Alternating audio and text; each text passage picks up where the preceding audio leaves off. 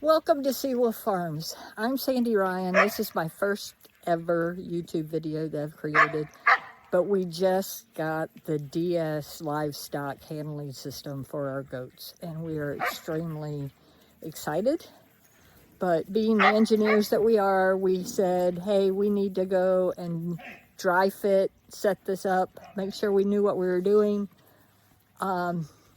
We've had some challenges, so I thought I'd do this video so hopefully you guys don't have any challenges. And we did the dry fitting because, well, our paddocks have goats in them and they're just going to be in the way. But now we know what we're doing. So here we go. I am going to try not to bore you guys with a lot of minutia, but there is some important stuff that you guys will have to see. So the first thing I want to talk to you about is this buy sorter. This is a neat gadget that will allow you to determine which paddock you want the goat or the sheep to go into. It's relatively easy to work. It's not necessarily easy to figure out how to configure it, but as you can see, it does work very nicely. And setting this up, the couple of things that there are no instructions to this setup. I'll give you that.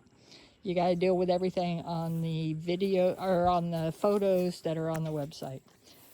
One of the things that really messed us up was this section right here. You'll see the bar goes on the inside of the front and on the outside of the back bracket.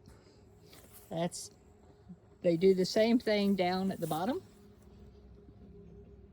on both sides. And when you get this buy sorter,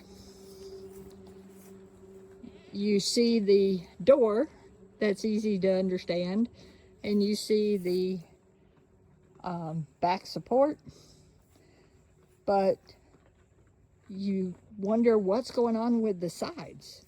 Well, they give you these metal bars, and those metal bars is how you assemble this, and they give you the screws that come with it. It took us a while of scratching our head to figure out how this is. And the other thing is you have to make sure that this is perfectly level, and this top goes through that hole. Invariably, when you set it up first, this is going to be lower, and this isn't going to work. So you're going to have to adjust the angles, propping it up, doing geometry, unfortunately, and get it set up so that this bar is halfway up this support structure, and this will lay flat. So I bought the RM6000 Roll-O-Matic with the scale integrated, which is great. It's going to make my life a lot easier. So it's a Roll-O-Matic, right? So it's a tilt table. And then all of a sudden you see these signs that say, do not tilt, do not turn. Well, that confused us. And we couldn't figure that out. I ended up calling Jason at D-S Livestock and say, it's a tilt table, what do you mean do not turn? And his response back was, don't turn it while you've got all the wires tied up, because you'll mess up the wiring for the weight station. So don't get freaked out with the do not turn. The other thing that got you got to move my gloves. The other thing that was interesting was obviously when they ship it, this head support is 90 degrees. And you say, well, you can't rotate that. Well, that's true. You can't rotate it. You've got to take this screw off up here, loosen the screw down here, and then bend this bar back this way, rotate it, lift the head support off the bar and rotate it 90 degrees so that it's in the correct position for the animal's head. Then we have the back gate. The back gate is really nice. It keeps the animals from backing out while you're trying to secure them in the turntable. But you're like, wait a minute, how do they connect? And we looked at it and looked at it and looked at it. And again, there's no instructions. And I'm a physicist by education and mechanically not inclined, but it hit me. You see that there's a loop here on both sides, and then there's this post right here. You pick it up and you put it on this post, and that just sits there. Easy once you figure it out, but again, scratched our head for a little while. This is what it looks like when it's assembled. Again, those posts just go into those little holes. I'm sure those of you who are mechanically inclined wouldn't have nearly the challenges that I had, but my husband's mechanically inclined, and even he was scratching his head a couple of times. So hopefully this video will help you. Well, this is why you dry fit stuff, because they're mischievous little devils. I love them dearly, but they're hanging out on some of the paper. So now John's installing the racetrack support, so it's real easy. You put the little U-shaped bracket in, and then you use these L-shaped ties that just go and connect.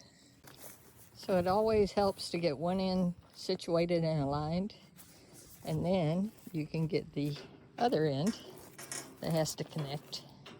Steel toe shoes work well. You just stick it until it lines up. And then you put the L post in, and you may have to kick it a few more times, but eventually it lines up. And there you go. And you go down.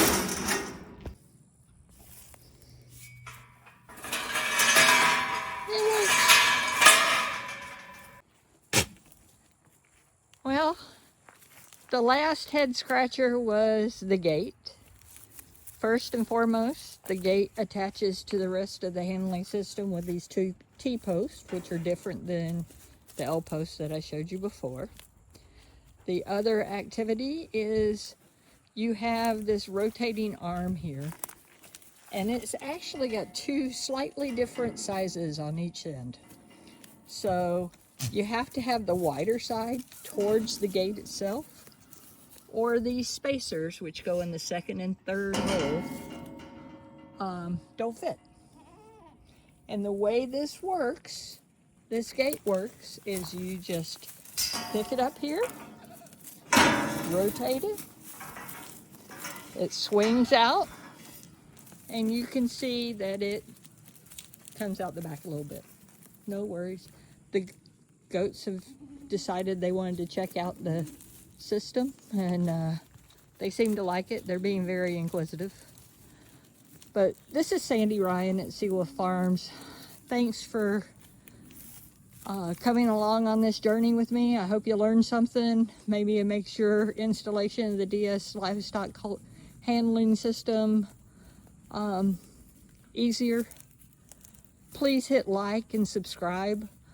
I plan on doing one of these videos about every 10 days or so, and I look forward to your feedback. I know there's a lot that I can do to make this better, and I look forward to your comments. Have a great night.